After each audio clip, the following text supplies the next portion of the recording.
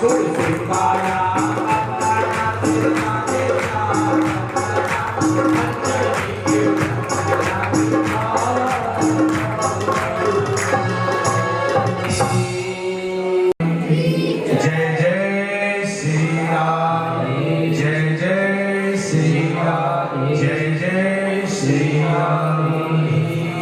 तो जिससे आप लोग के बार बार परेशानी ना हो, क्योंकि इधर बैठ जाओ। आइए हम लोग कथा में प्रवेश करते हैं। आज बाबा का विवाह है, इसलिए सभी कोई सावधान रहें, क्योंकि सावधान ही रहेंगे तो वहां तक पहुंच जाएंगे, और सावधान नहीं रहेंगे तो पहुंच नहीं पाएंगे। इसलिए सावधान जरूर रहें। ज्ञान घटे नरमुहान घटे नित चित भरो माए, तेज घटे पर नारी की संगति, बुद्धि घटे बहु भोजन खाए। समझ रहे हो कि नहीं? बहुत ध्यान से समझना है। प्रेम घटे नित ही कछु मांगत, रोज पहुंच जाओ किसी का कुछ मांगत। मान घटे नित पर घर जाए। बहुत ध्यान से समझना। तुलसी कहे सुन रे मन मूर्ख, पाप घटे नित हरि गुण गाए। पाप कैसे घटेगा? इसलिए जरूर गाओ। आज कौन सा दिन है? और आज के दिन हो गए चलते कथा, चौथा दिन है। और अब तो ठंड भी नहीं पड़ रही है कि रजाई लानी पड़े। आपको बताया कि रामचरितमानस में लिखा है कि तारी या न तारी होता है। आपने देखा है ये जो नमकीन तो तरेगी क्या? तरेगी नहीं, धरी रह जाएगी। इसलिए अगर तरना है तो तुलसी दास जी कहते हैं रे मन मूर्ख, पाप घटे नित हरि गुण। अगर प्रभु का गुणगान रोज कर रहे हो तभी पाप जाएगा। अब आपको बताया कि माला लेके बैठना जरूरी नहीं है, भजन करना जरूरी है। कलयुग में एक ही साधन सबसे बढ़िया है कि अगर भजन जितना ज्यादा से ज्यादा अपने आप गुनगुनाते रहो, तो जितना जाप किया है ना उससे ज्यादा फल मिल जाएगा। तो जो फल उसको तीरथ पे जाके मिल रहा है वही तुमको वहीं पर मिल जाएगा। बताओ कितना सस्ता काम है। लेकिन पैर छूने में, बड़ों का आशीर्वाद लेने में थोड़ी सी घबराहट होती है। मैं नहीं पैर छूने वाला। अगर कुछ पाना है तो पहले होना पड़ता है। जान तो उसमें हो, झुकता वही है जिसमें जान होती है। अकड़ तो मुर्दे की पहचान होती है। तो जिंदा ये मुर्दा क्यों बन रहे हो? बाद में पछताएगा जब प्राण जाएंगे छोड़। जानते हैं जब अपना हक लेने का जब मन बनता है ना, अपना हक मांगने का या लेने का जब हक बनता है ना, तो उसी स्थान पे महाभारत का सृजन होने लगता है, शुरू हो जाता है। देंगे नहीं, कुछ भी हो जाए देना नहीं है। जहां पर अपना हक लेने के आप कोशिश करोगे, मन बनाओ मिलेगा तो वहीं से महाभारत का जन्म शुरू हो जाता है। फिर ग्रंथ ही में लिखा जाता है। लेकिन जब कोई व्यक्ति अपना हक छोड़ देने का मन बना लेता है, संतोषम परमं सुखम, जब यावे संतोष धन सब धन धूरी समा, सब जब संतोष आ गया तो सब कुछ मिल जाता है। और जहां पर अपना हक छोड़ने का समय आ जाता है ना, संतोष कर लेता है, उसी स्थान पर वहां किसका जन्म होता है? रामायण का, रामचरितमानस। संतोष धन, ठीक है, तू राजी रह ले, हम बिना राजी के ठीक है। राजी है उसी में जिसमें तेरी रजा है, सारे जहां के मालिक एक तेरा भी आसरा है। अरे ये वास्तव में पक्की बात है। चाहे उसको दिखावा मानो या ना मानो, अपना कर्म मानो, जिसकी भी हृदय में जरा सा भी प्रभु के प्रति प्रेम है, उसकी नैया कभी डूबती नहीं है, ये पक्की। वो चाहे दिखावे से ही कर रहा है, लेकिन अगर जरा सा भी हृदय में प्रेम है प्रभु के लिए, मेरे ठाकुर के लिए जरा सा भी अगर प्रेम है, जैसे लड्डू टेढ़ा है या गोल है, लगेगा कैसे खाने में? मीठा। किसान खेत में बीज बोता है, चाहे सीधा पड़े चाहे उल्टा पड़े, लेकिन खेती जो है अपने मालिक को ब्याज सहित लौटा देगी। पड़ा हुआ है, ठीक नहीं है। किसान जल्दी में था, फेंक के चला गया, कुछ नहीं दूंगे, नहीं। ऐसे मेरे गोविंद हैं, मेरे भगवान ऐसे ही हैं। चाहे उल्टा चाहे सीधा, क्रोध से बिना क्रोध से, आलस्य से बिना आलस्य से, अगर हृदय में प्रेम जागृत है तो फल निश्चित मिलेगा। और प्रेम है नहीं, महीने में 5 किलो घी के दिवा जलाए जाओ, माला करे जाओ, कुछ नहीं है। चाहे कार्तिक स्नान रहो, चाहे गंगा में पड़े रहो, ध्यान रखें। अगर गंगा जी में स्नान करने से सब कुछ हो जाता तो मेढक और मछली 24 घंटे गंगा जी में रहते, महात्मा अब तक बन गए होते, कभी बने तो नहीं। क्यों? उनका मन जो है मांस में लगा है, गंगा जी में उनका मन बिल्कुल नहीं है। उनका मन तो मांस में लगा है, इतना ही। यही हमारे आप सबकी दिनचर्या है। हमारे परिवार का उदर, हमारा उदर किस तरीके से हमारा भरण पोषण होगा, अगर ये बता दिया जाए, गुरुजी ब्राह्मण या किसी के द्वारा पता चले कि आपको धन संपत्ति इतनी मिलेगी, इतनी देर तक पूजा करनी है, कोई बात नहीं, माना कि चाहे 2 घंटे फालतू, पर करना आपको 5 घंटे है, कुछ नहीं मिलेगा, फिर क्या कहोगे? देखो हमारे से बैठा नहीं जाता, कमर में बहुत दर्द रहती है, ऐसा कोई उपाय बता दीजिए जिससे कम समय में हो जाए। लेकिन जिसके हृदय में थोड़ा बहुत भी प्रेम है, जरा सा भी प्रेम है, तो ये समझ लेना कि वो प्रेम कभी निष्फल नहीं होगा। अगर गंगा जी में भी स्नान करने गए हैं तो गंगा मैया को ना अगर मां मान करके डुबकी मारे होना, तो जिस प्रकार से ब्याई हुई गाय देखा, किस किस ने देखा है? हाथ ऊपर कर, और किसी ने नहीं देखा, क्योंकि गाय है नहीं इसलिए देखा।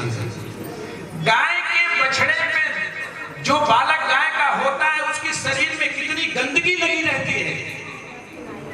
लेकिन उसकी माँ क्या करती है? चाट चाट करके साफ कर देती है। वो ये नहीं सोचती है कि गंदगी मैं क्यों साफ करूं। आप सोचिए,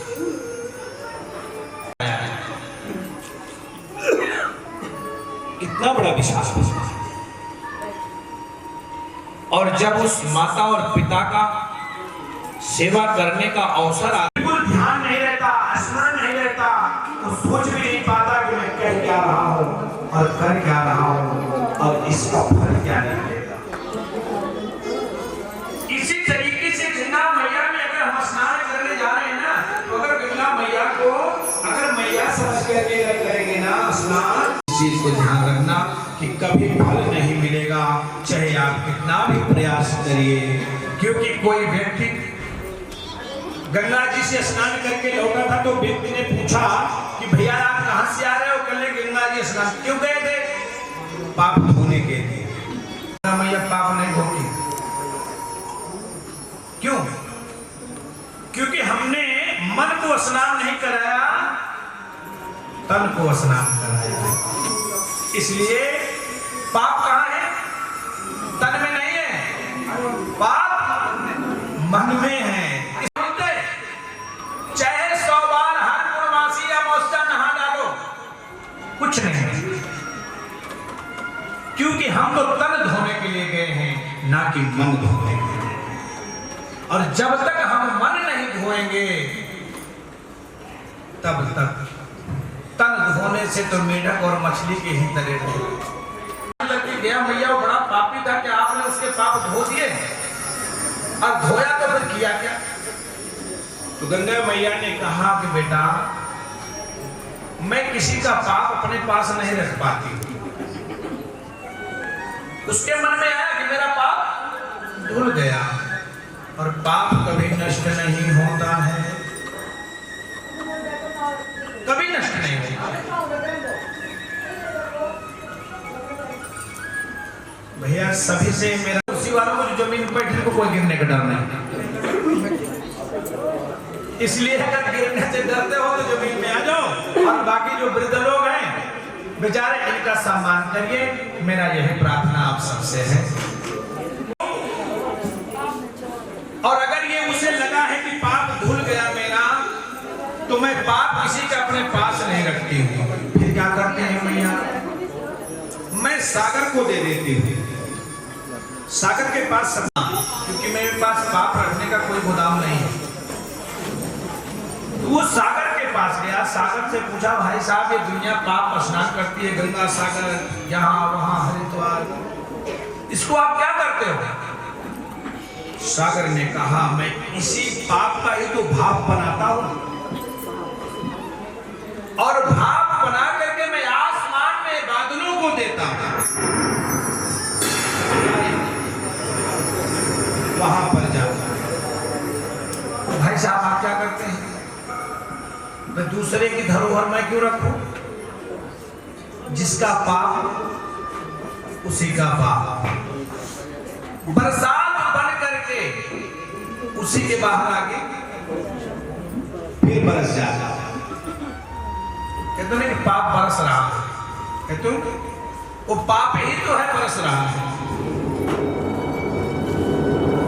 इसलिए पाप करने से अवश्य बचें। किसी की सेवा नहीं कर सकते, बिल्कुल मत करो, उसके धौरे में मत जाओ, लेकिन उसको ऐसी बाणी न भूलिए जिससे उसे कष्ट हो। जिस परमात्मा ने उसको मृत्युलोक में भेजा है, वो अपने आप स्वयं कर देगा, लेकिन उसको दिखा करके मत तड़पाइए। नहीं, ये समझ लेना अगर बीज सही नहीं पड़ा है, पिजा हुआ बीज खेत में पड़ा है ना, तो जमने वाला नहीं है। चित्त और आनंद की अनुभूति करनी चाहिए। तीन जिन पंचन की न मानी बात,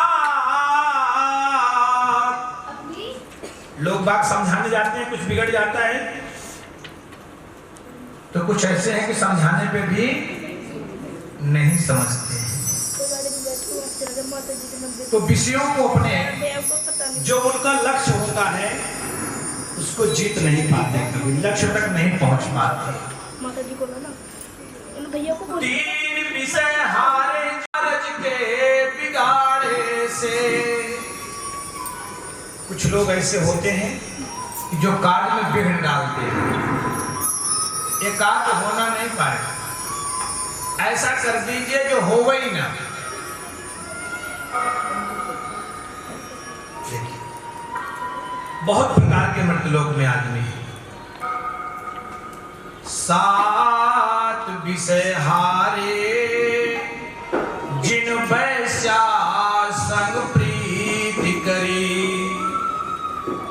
नौ विषय हारे परिणाम के निहारे से, जिन मित्र संग धोखा करी। मित्रों संग जो धोखा करता है ना, वो कभी कामयाबी नहीं प्राप्त कर सकता है, कभी नहीं कर सकता। कभी जीवन में उसको फल की कामना मिल ही नहीं सकती है। इसलिए मित्र बनाना लोगों ने बंद कर दिया, दोस्त बनाना शुरू कर दिया। तो चाहे उनके साथ धोखा करो और चाहे धोखा करवा लो, कुछ बिगड़ने वाला नहीं। इसलिए दोस्त और मित्र में फर्क है।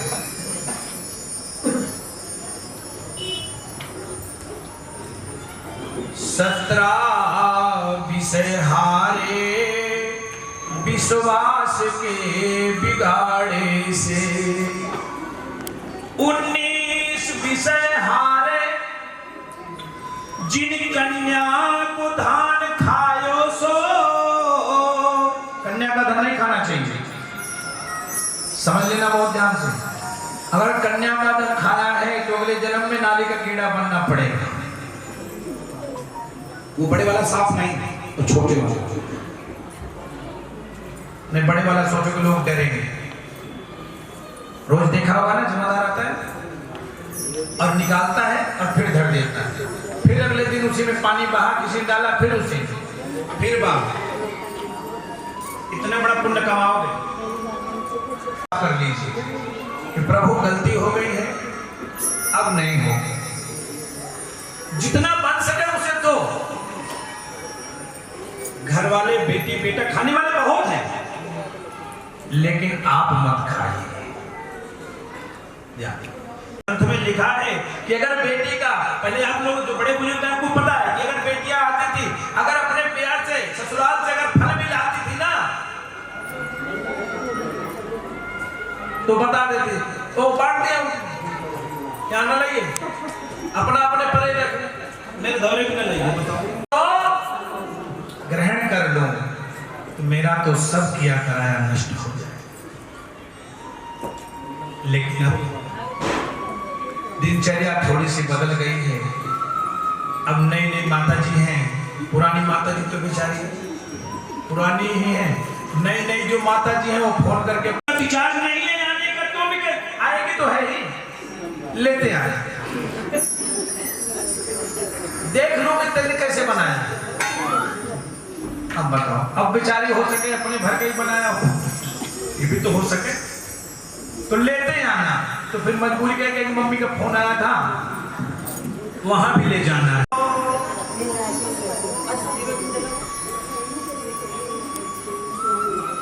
बीसों विषय हारे हरि नाम के विसारे से, बीसों विषय हारे हरि नाम के विसारे से।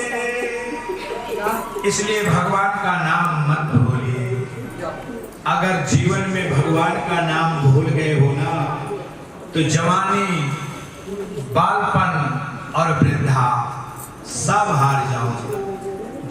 जीतने वाला इसका फल आपको अवश्य ही भोगना पड़ेगा। कल आपने भगवान श्री नरसिंह की अवतारों की कथा सुनी थी। भगवान के नाना प्रकार की जो कथाएं हुई हैं, श्री सुखदेव जी महाराज ने व्यास पीठ पर विराजमान होकर के राजा परीक्षित जी को बहुत कथाएं सुनाते गए, लेकिन जब तक जिज्ञासा मन में होना तभी कथा करने का और कथा सुनने का आनंद आता है।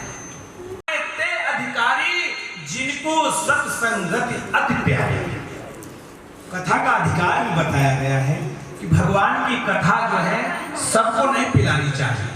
परीक्षित जी महाराज को बहुत सारी कथा को सुनाया है। सुनाते सुनाते भगवान से परीक्षित जी महाराज पूछते हैं, गुरुदेव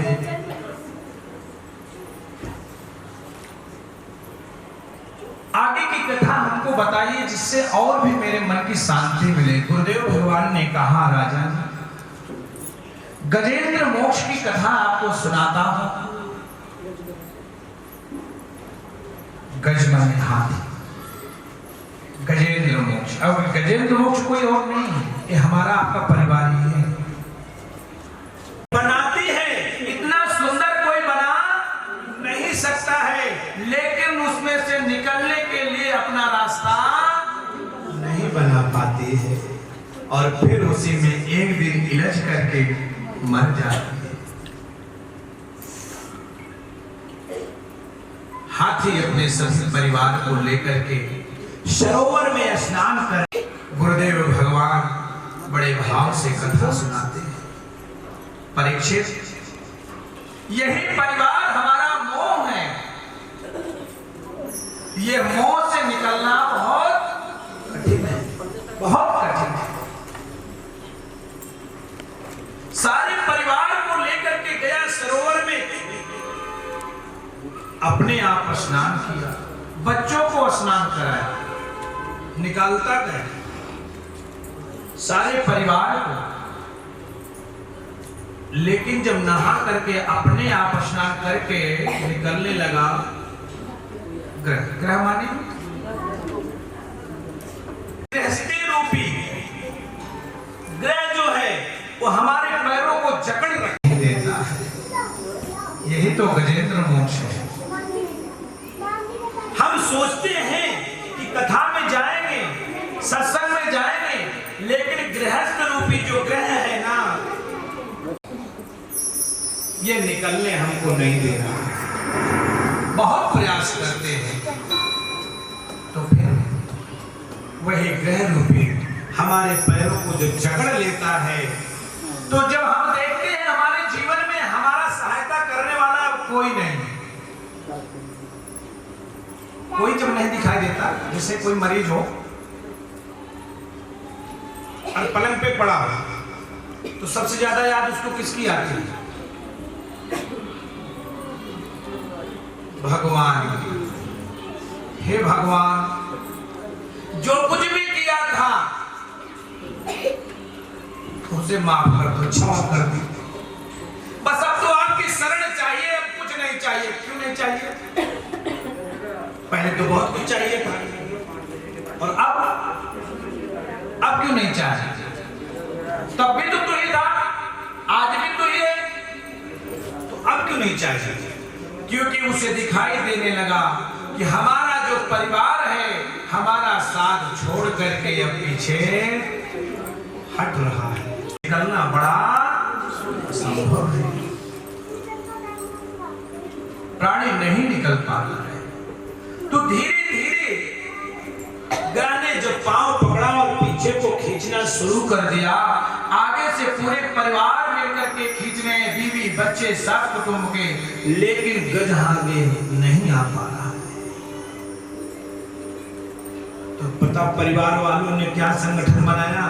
परिवार वालों ने कहा कि अब तो ये डूब ही रहे हैं, इनके पीछे हम भी अगर जाएंगे तो डूब जाएंगे, इसलिए एक ही को डूब जाने दो, बाकी तो सब बच ही जाएंगे। छोड़ दिया नहीं। तब भगवान की याद आई। चिंता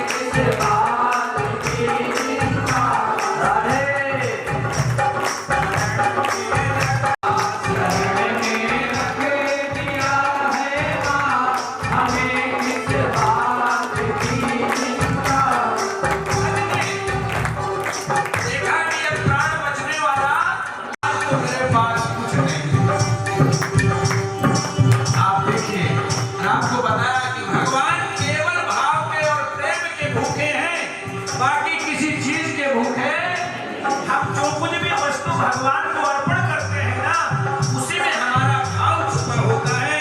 जैसे पुष्प के अंदर खुशबू छुपी रहती है, वैसे वस्तु के अंदर हमारा भाव छुपा होता है। उसी भाव से ठाकुर प्रसन्न होते हैं। समझ करके गोविंद को अर्पण कर दिया। प्रभु ताहि नाम शरणागते, हे प्रभु मेरे अपराधों को क्षमा कर दीजिए। देखिए को आने में देरी नहीं लगती है, मिनट तो देर नहीं लगा, और देरी लगी नहीं, पहुंचे तुरंत। और सुदर्शन चक्र से संतोष मिश्रा जी।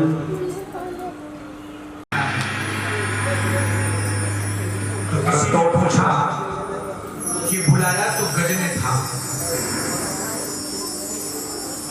उद्धार किसका किया? ग्रह का। तो भगवान ने कहा कि जो मेरे भक्त का चरण पकड़ता है ना, मैं सबसे पहले उसका उद्धार करता हूं। जो मेरे भक्त के श्री चरण में चला जाता है, मैं सबसे पहले उसका उद्धार। हमारे बीच प्रमुख समाज सेवी श्री मनीष चौधरी जी परिवार के साथ व्यासपीठ से आशीर्वाद प्राप्त कर रहे हैं।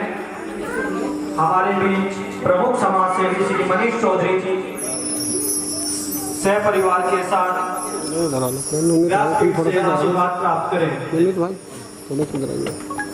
अच्छा इधर बोल जाओ तुम यार।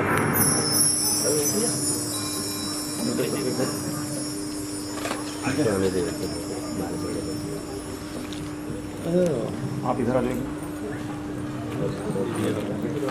हमारे बीच समाज सेवी श्री मनीष चौधरी जी सह परिवार के साथ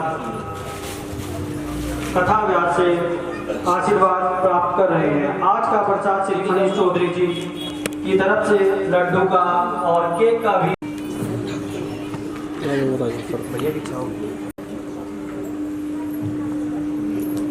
आशीर्वाद प्राप्त करें। सब परिवार हाँ जी हाँ। आए हुए हमारे नगर के प्रमुख समाधान करें।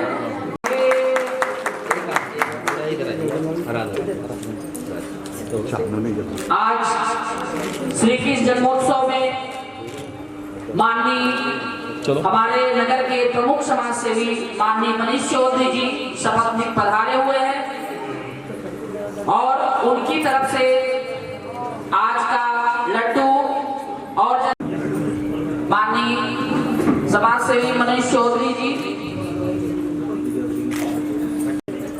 आइए सभी कोई कथा में प्रवेश करते हैं। सभी कोई ध्यान से भाव से भगवान की तरफ। श्री कृष्ण गोविंद हरे मुरारी, हे नाथ नारायण वासुदेवा। श्री कृष्ण गोविंद हरे मुरारी, हे नाथ नारायण मुरारी, हे नाथ नारायण वासुदेवा। श्री कृष्ण गोविंद हरे मुरारी। पद को प्राप्त कर लिया है। मैया ने ऐसी शिक्षा दी है कि बेटे को आज ध्रुपद प्राप्त हो चुका है। स्वागत करेंगे।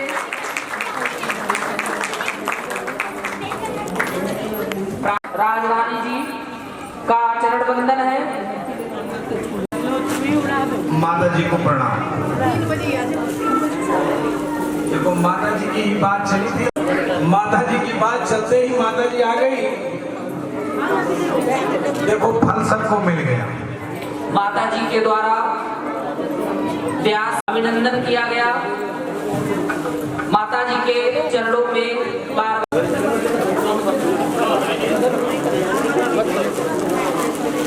जय जय श्री राधे, जय श्री श्याम।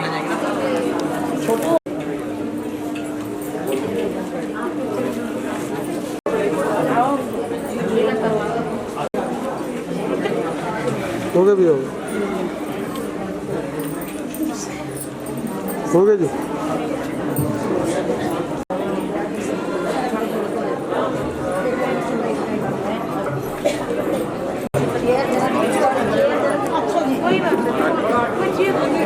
आपसे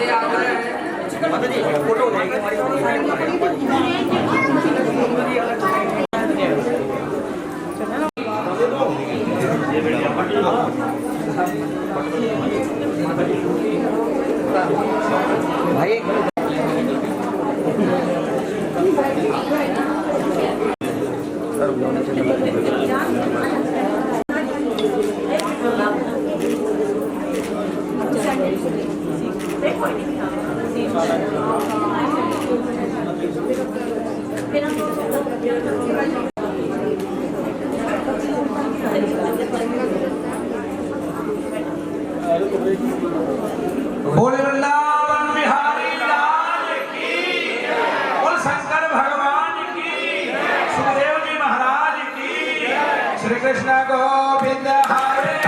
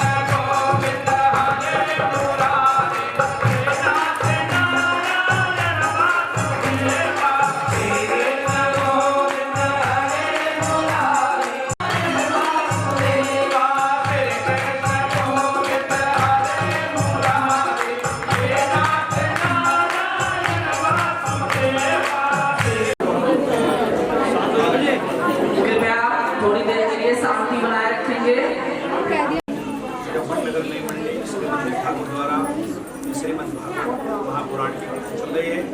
कथा का आज चौथा दिन है। आज भगवान का जन्मोत्सव सभी भक्तों के द्वारा बड़े धूमधाम से मनाया जाएगा और प्रसाद का वितरण सभी भक्तों के द्वारा समाज सेवी श्री मनीष चौधरी सब पत्नी के साथ पधारे। आज बड़ा हर्षोल्लास का विषय है कि आज पावन भगवान का जन्म और प्रभु श्री राम चारों भाइयों का अवतार और प्रभु श्री कृष्ण अवतार की कथा सुनाई जा रही है। सभी भक्त भाव बड़े भाव से बड़े चाव से सुन रहे हैं। सभी पर ऐसी कृपा बढ़ी है और सभी परिवारवासी सभी नगरवासी सभी के आज बड़े धूमधाम से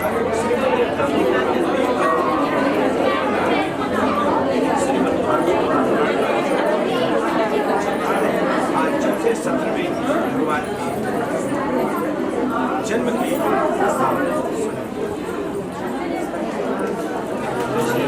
कार्य में लग जाए। बोले वृंदावन बिहारी लाल की जय, भागवत भगवान की जय। आपकी कथा उसे कहते हैं जो दूसरे को भाए, असुरुचि उसे कहते हैं जो अपने आप को। श्री कृष्ण अवतार जो कि आप दूसरे के विषय में न सोचना। पूरा समाज आज मंदिर में प्रारंभ है क्योंकि वो देखना चाहते हैं कि हमारे कृष्ण लला का जन्मदिन। वैसे तो आप देखते हैं, पता है सबको कि उनका जन्मदिन कारागार में हुआ जो कि एक सजा का केंद्र होता है, लेकिन हमारे लला जी जो हैं ऐसी कोठरी में पैदा होने के बाद भी उन्होंने समाज का कल्याण करने के लिए और अपने धर्म का कल्याण करने के लिए सभी रिश्ते नाते बहू बेटियां सबका सम्मान करना अपने हिसाब से सिखाया है उन्होंने।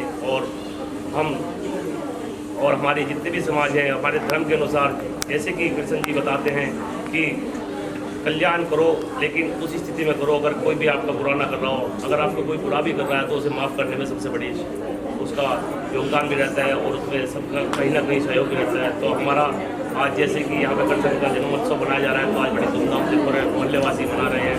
और राम अवतार जैसे कि आप देखते हैं, राम अवतार जिस समय हुए वो भी कोई समाज में जितनी बुराइयाँ फैलती है एक न एक संदेश पूरे समाज को देते हैं कि अगर भगवान को तकलीफ होती है तो हम तो एक साधारण से व्यक्ति हैं, मनुष्य हैं, तो कोई भी कार्य अपने मन में ऐसा ना करे, क्योंकि बुराई की हमेशा अंत होता है और सच्चाई की जीत होती है। तो ऐसे ही वर्ण यहाँ से सभी समाज की एक महिला एक निवेदन आपके द्वारा करना चाहते हैं कि ऐसा निवेदन लेके जाए कि अपनी बहू बेटी की रक्षा के लिए, अपने समाज की रक्षा के लिए ऐसा कदम उठाएं कि अपने बेटों को ऐसी शिक्षा दें कि अपनी बेटियों का सम्मान करें, बहन बेटियों की रक्षा करें और किसी भी तरह का उनके साथ गलत काम ना दें। जय श्री राम, जय श्री भैया आज ठाकुर जी का जन्म उत्सव है, तो देखो देरी होती कहीं ना कहीं जा ही रही है, हम इसमें कुछ नहीं कर सकते हैं, क्योंकि देखो आप लोगों को तो पता ही है कि जब बालक का जन्म होता है तो बाहर वाले परेशान होते हैं, फोन करते रहते हैं, हाँ जी क्या पोजीशन है। अब डॉक्टर ने क्या कहा,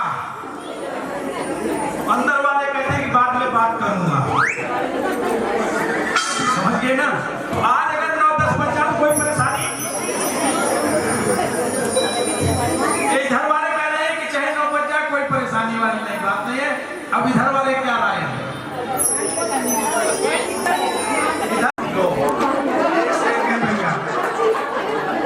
आइए चिंता ना करो, आज आएंगे जरूर। मर्जी जब बजाओ, जब मर्जी थैले में बंद करके खूंटी में टांग दो, कुछ नहीं करना। इसलिए सुनीति और सुरुचि अभी आपको बताया, जैसे माता जी की किसकी कृपा रही, मैया की कृपा रही, भगवान राम पे मैया की कृपा रही। लाला जगदीश प्रसाद इंटरमीडिएट कॉलेज मुजफ्फरनगर के प्रिंसिपल साहब पधारे हुए हैं, पत्ती की तरफ पधारे करें।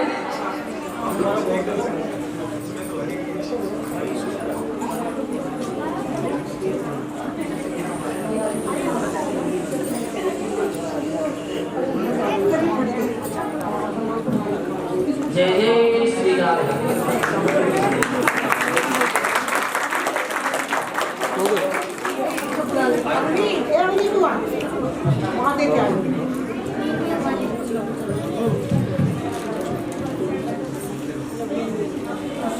माननीय प्रिंसिपल साहब, आपका मुनीम कॉलोनी में श्रीमद् भागवत कथा प्रांगण में हार्दिक स्वागत अभिनंदन है। आप भी गुरु स्वरूप हैं और एक गुरु का अभिनंदन करते हुए ठाकुर जी हमारा हमेशा कृपा बनाए रखे आपको। सदैव से समाज में गुरुओं का स्थान काफी उच्च रहा है। उन्होंने समाज को दिशा और दशा प्रदान की है। सपत्निक हार्दिक अभिनंदन व्यास जी महाराज द्वारा।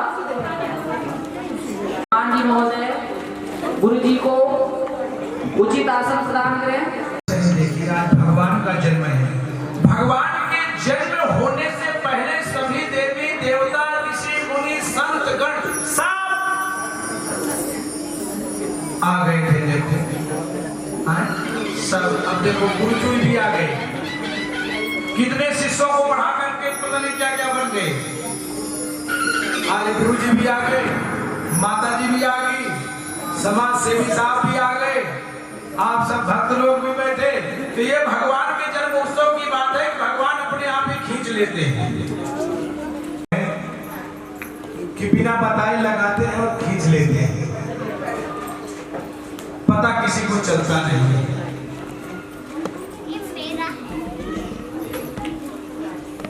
माता सुनीति का बेटा ध्रुव 5 वर्ष का बालक था।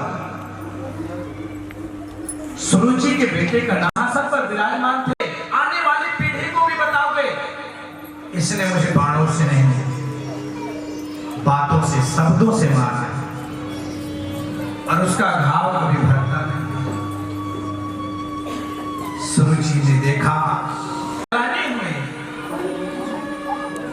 और मां के पास, ध्यान रखो, संतान पिताजी से सारी बात कभी नहीं कहता। लेकिन मैया से सब बात अच्छा बुरा जितना है सब मैया जी से कहता है, क्योंकि उसे आत्मविश्वास है कि जो कार्य मां कर सकती है वो कार्य पिता कर सकता है। अच्छा, मां कहने में आनंद आ रहा है। बात अनुभूति आनंद की किस चीज की हो रही है करके अंदाजा मां बाप ऐसे लग रहा है गुस्से में कह रहे हो। इसीलिए क्योंकि मैया के सामने जो भी समस्या होती है वो अगर कहती जाती है तो सुलझ जाती है, और पिताजी के सामने अगर कही है ना तो पहले उलझेगी बाद में सुलझेगी। पहले तो उलझनी ही है फिर बाद में सुलझेगी, और मैया के सामने तो उलझती ही नहीं, उलझती भी सुलझ जाती है। पिताजी आएंगे मैं देख लूंगी, बताइए कितनी बड़ी पावर है। बस उसे विश्वास हो जाता है कि मैया सारा कार्य संभाल। लेकिन ध्रुव जी को बड़ी करानी हुई मैया से सारी बात का, मां मैं पिताजी के गोद में बैठा था, माता ने ऐसे किया, कोई बात नहीं, क्रोध की अग्नि नहीं भड़काई मैया ने, कोई बात नहीं बेटा, उन्होंने सच कहा है, तेरे बैठने योग्य नहीं है वो गद्दी, वो तो उत्तम के लिए है। तो मैया मेरी गद्दी कहां पे, मैं कहां पे बैठूं कि तेरी गद्दी तो इस राज सिंहासन से भी ऊपर है, वो कहां है, वो तो परमात्मा के पास है। परमात्मा कहां मिलेगा, जंगल में रहना है। अब क्या मैया ये थोड़ी जान रही थी कि ये जंगल में चला जाएगा। जैसे मीरा जी गांव में बारात है, शादी है, ये दूल्हा है, इसकी शादी है। मीरा जी ने पूछा कि मैया मेरा दूल्हा कहां है, छोटी सी कन्या। उन्होंने क्या जानती थी कि मीरा ऐसे ही कर लेगी कि तेरा दूल्हा तो गोविंद है, भगवान है। बस हृदय में उतार लिया कि मेरे तो गिरधर गोपाल दूसरा नंद। ऐसे ध्रुव जी को भैया ने बता दिया, पूछा कहां है, जंगल में। प्रातः काल बेटा अभी तेरी उम्र नहीं है, कुछ नहीं मैया, इसके लिए उम्र नहीं होती। व्रत पूजा पाठ जब तब साधु संत बड़े बुजुर्ग की सेवा करने के लिए कोई उम्र नहीं है। जब मन में भाए तो संतों की सेवा घंटे दो घंटे जरूर करिए, गुरुजनों की सेवा जरूर करिए। नहीं टाइम लगता तो मंदिर में झाड़ू ही मार आया करो। अंदर अनुभूति बहुत बढ़िया होगी। तेरी आहट बाल हट हो गई, बिना प्राप्त किए वापस नहीं जाऊंगा मुनिवर। अगर आप मुझे कोई मार्ग दे सकते हैं तो। नारद जी ने परीक्षा लिया है, परीक्षा लेने में पास हो। नारद जी ने मंत्र दिया, ओम नमो भगवते वासुदेवाय। आपको पहले भी कहा गया कि गृहस्थियों को अगर कुछ प्राप्त करना है तो ज्यादा से ज्यादा ओम नमो भगवते वासुदेवाय मंत्र का जाप करें। मनु और शत्रुपा ने भी ओम नमो भगवते वासुदेवाय मंत्र का जाप करके परमात्मा को प्राण प्राप्त कर लिया। और आज ध्रुव जी ने भी वही मंत्र जपा है, ओम नमो भगवते वासुदेवाय। वो कभी सफलता नहीं प्राप्त कर सकता है। और जो गृहस्थी ओम नमो भगवते वासुदेवाय मंत्र का जाप नहीं कर रहा है उसका किसी कार्य में सफलता नहीं मिलेगी। इसलिए द्वादश अक्षर मंत्र का अवश्य जाप करते रहना चाहिए। मथुरा की तरफ गए और आने शुरू कर दिया। तपस्या करते करते करते करते उन्होंने सब कुछ छोड़ दिया, खाना पीना सब बंद, वायु। और भगवान का दर्शन तब होता है जब आप मंदिर में जाते हो। तो क्यों जाते हो मंदिर में? भगवान का दर्शन करने। अच्छा, अगर किसी से पूछ लिया जाए, किसी भी मंदिर में या किसी तीर्थ पे गए हो, किसी से पूछ लिया जाए कि भगवान ने आज ड्रेस कौन सी पहन रखी थी, अचानक हमने तो देखा ही नहीं, वहां तो मेरा ध्यान, तो फिर ध्यान कहां गया तुम्हारा? कहां पे ध्यान? क्योंकि तुम्हारा ध्यान तो कहीं और भटक रहा है। जल्दी जल्दी अपना चावल चीनी छिड़के अपने घर चले जो लाए। भगवान के मूर्ति के स्वरूप को देख करके एक चित्त भगवान के सामने खड़ा होकर के वही स्वरूप आंखें बंद करके अपने हृदय में उतारिए, और वही स्वरूप आपके अगर हृदय में आ रहा है तो समझना कि मेरा दर्शन सफल हो। बाहर ध्रुव जी को भगवान ने वरदान दिया है, वो पद आपको मिलेगा, आप जाइए राज्य भोगी।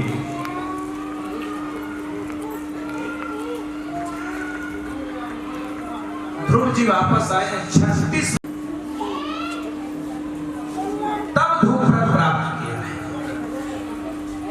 राजा परीक्षित को गुरुदेव भगवान ने ध्रुव चरित्र सुनाते हुए कहा, राजन ध्रुव जी को जो आज ध्रुवतारे की तरह भगवान ने ध्रुव पद दिया, जाओ ध्रुव, तुम्हें ध्रुव व्रत प्राप्त होगा जो वैकुंठ लोक से भी ऊपर है। वो पद आज तक किसी को मिला नहीं है। भगवान ने ध्रुव जी को पद प्राप्त किया है। आगे की कथा गुरुदेव से परीक्षित जी बोलते हैं, प्रभु किसी के हाथ करूंगा नहीं किसी से। अब बाबा भोलेनाथ ने ये सोच लिया था मैं ब्याह करूंगा नहीं। सती के जाने के बाद बाबा ने सोच लिया था कि मैं ब्याह नहीं करूंगा। लेकिन जानते हैं, अगर कोई गुरुदेव साधु संत महात्मा अगर हुकुम सुना देना चाहे उसमें सफलता है। सभी देवता प्रभु श्री राम के पास गए और राम से कहा, प्रभु कुछ करिए, मरने वाला नहीं है तारक, बहुत अत्याचार किया है, और बाबा जब तक ब्याह नहीं करेंगे। अब बताओ, ऐसी कोई बना जिसमें दुल्हन ना हो? केवल राम जी की तो थी, क्योंकि दूल्हा कहाँ था? ससुराल में पहले आप देखो, भगवान राम ने प्रार्थना करी है, और भगवान राम ने प्रार्थना करने के बाद बाबा ने हामी कर ली कि मैं, चलो आप कह रहे हो तो मैं ब्याह कर लेता हूँ, आओ बाबा। हामी तो भरी कि ठीक है। और राजा हिमाचल मैना रानी के यहाँ पार्वती मैया का जन्म हुआ नहीं रहता है। गुरुजनों की, माता पिता की, साधु संतों की कभी परीक्षा नहीं लेनी चाहिए। इनके पास, गुरुजनों के पास भले डिग्री ना हो, साधु संत ऋषि मुनि के पास भले डिग्री ना हो, लेकिन वो सब जान लेते हैं।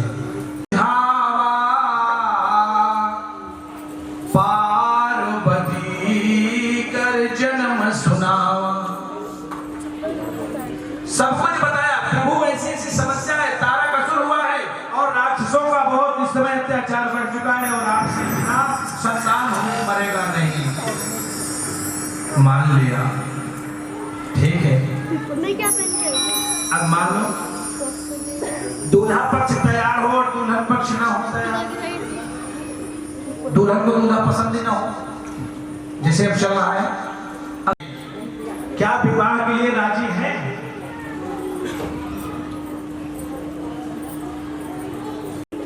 लेकिन पार्वती मैया ने कहा, जन्म जन्म रहो रगरी हमारी, बरहु समझू नहीं रहाऊ कुमारी, जन्म जन्मांतर कुमारी होगी, पर विवाह करूंगी तो सिर्फ भोलेनाथ से करूंगी, वरना किसी से नहीं करूंगी। बांटने वाले भी ऐसे थे कि जानी लो, ऐसा कोई नहीं था समझा के आता कि पूरे परिवार से आना, बीवी बच्चों को भी लाना, अपने आप भी आना, भूल मत जाना, तो समझाने थे। अपनी सिंगारा जटा मुकुट यही मोर समारा, शिवाही सांभोगण करहि सिंगारा, शिवाही सांभोगण करहि सिंगारा, जटा मुकुट यही मोर समारा,